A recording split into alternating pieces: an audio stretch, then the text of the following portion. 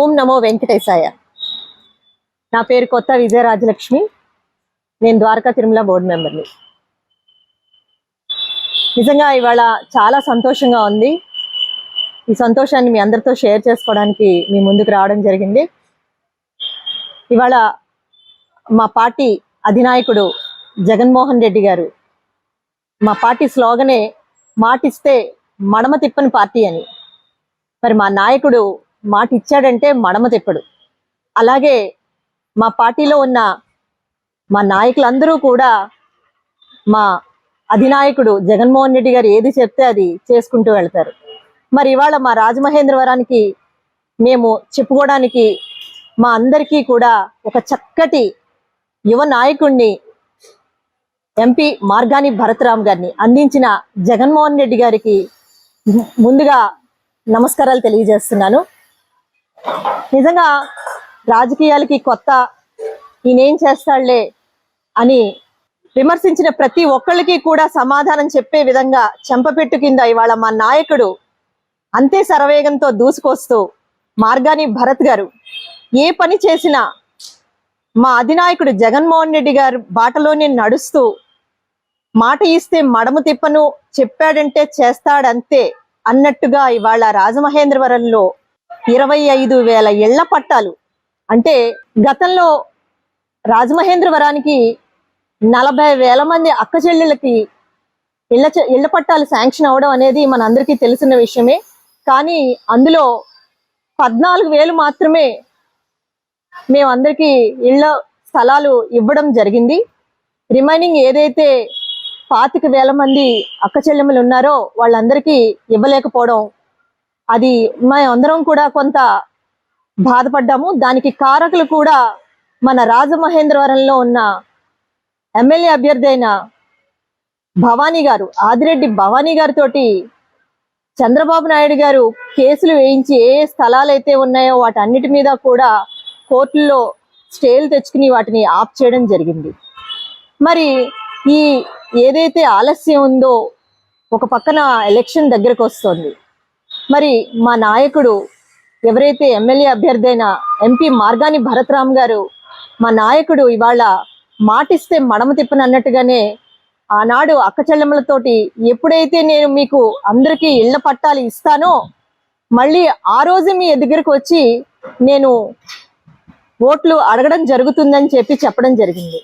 మరి అన్నట్టుగానే ఇవాళ ఎంపీ మార్గాని భరత్ గారు మరి అక్క చెల్లెమ్మలందరికీ కూడా నిన్న సాయంత్రం 4:30కి మేము ఆ శుభవార్త విన్నాము. అక్క చెల్లెమ్మలందరికీ కూడా 25,000 మందికి ఇళ్ల పట్టాలు ఇవ్వబోతున్నారనే విషయం మాకు తెలిసింది.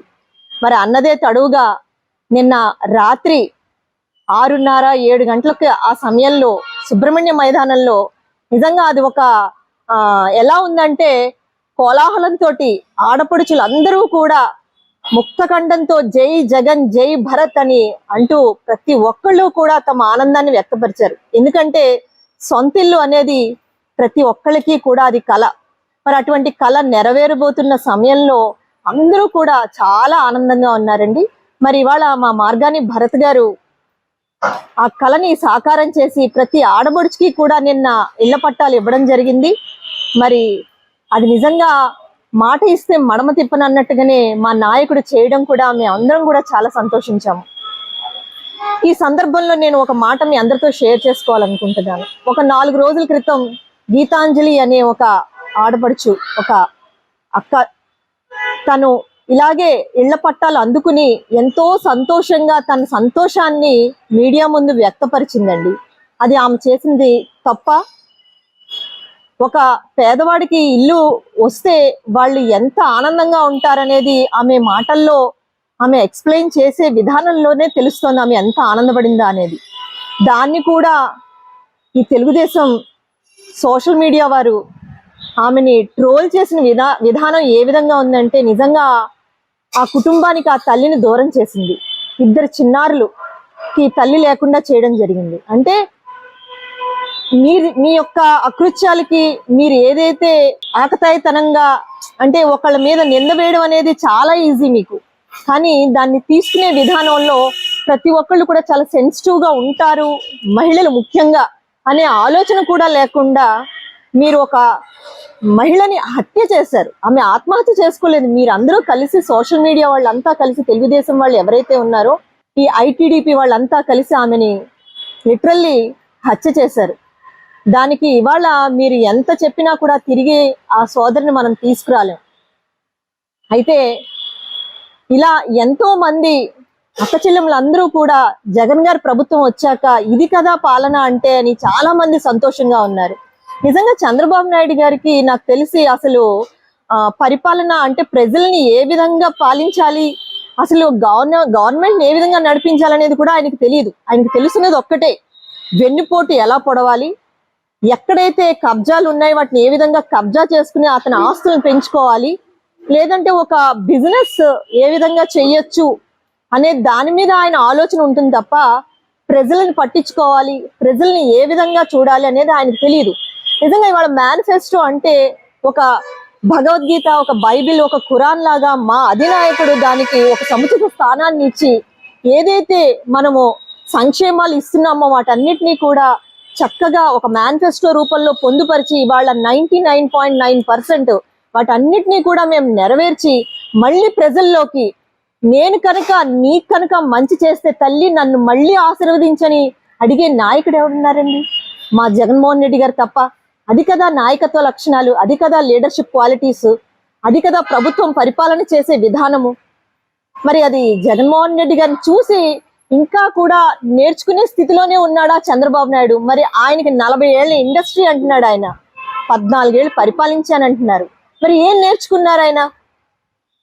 ఇప్పుడు అంటాడు జగన్మోహన్ రెడ్డి గారు ఏవైతే సంక్షేమాలు ఇస్తున్నారో, జగన్మోహన్ రెడ్డి గారు ఏదైతే సచివాలయ వ్యవస్థ తీసుకొచ్చారో, ఏదైతే వాలంటీర్ వ్యవస్థ ఉందో అదంతా సేమ్ టు సేమ్ అలాగే ఉంచుతానని చెప్తున్నాడు.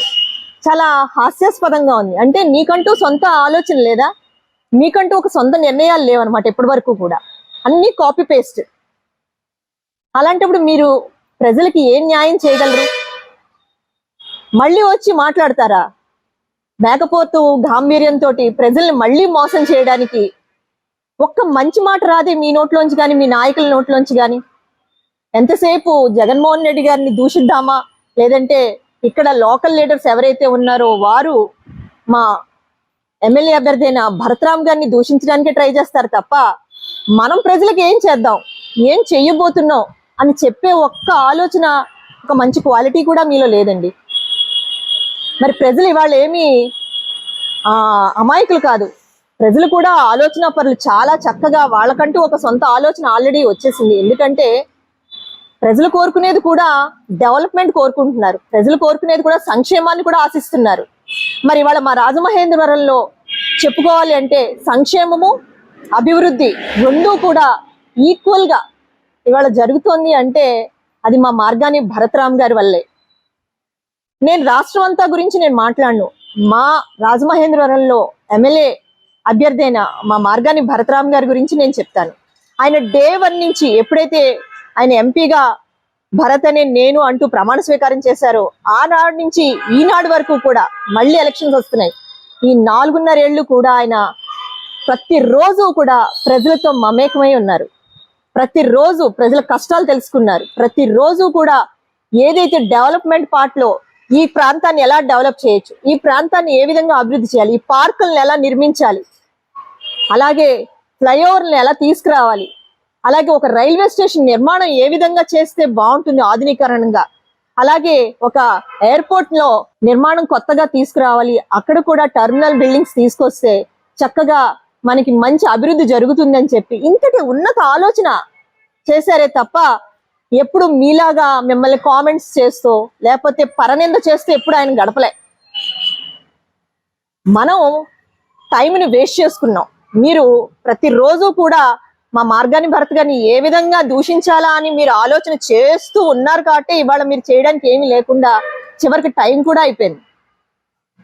కానీ భరత్ గారు టైంను చాలా చక్కగా ఉపయోగించుకున్నారు కాబట్టి ఇవాళ మళ్ళీ ఆయన నిజంగా 4 రోజులు ఆయన రాజమండ్రిని వదిలి మన జగన్మోహన్ రెడ్డి గారి దగ్గరికి వెళ్ళి, అయ్యా నా అక్క చెల్లెమ్మలు, నా ఆడబడుచులు అందరికీ కూడా నేను ఇళ్ల పట్టాలు ఇస్తానని చెప్పాను, నాకు అది మరి అది ఇస్తేనే నేను ఇక్కడి నుంచి వెళ్తానని చెప్పి ఆయన ఒక నిజంగా ఒక యజ్ఞమే చేశాడు ఆయన ఈ 4 రోజులు కూడా.